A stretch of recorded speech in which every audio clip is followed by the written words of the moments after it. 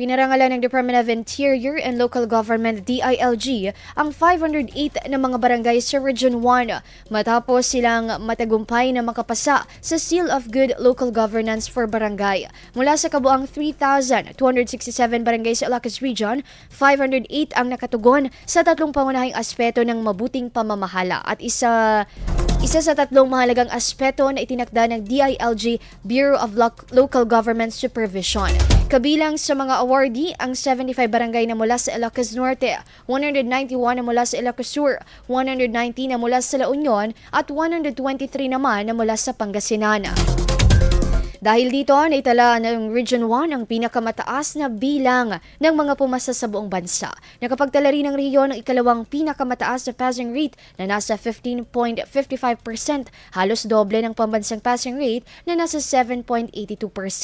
Bukod pa rito, nananatiling nangunguna ang rehiyon 1 sa pagkakaroon ng pinakamaraming barangay na pumasa sa SGLGB sa loob ng dalawang magkasunod na taon noong 2023 at 2024.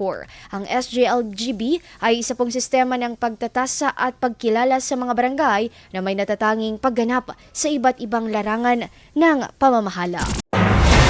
IFM News. IFM News. IFM News.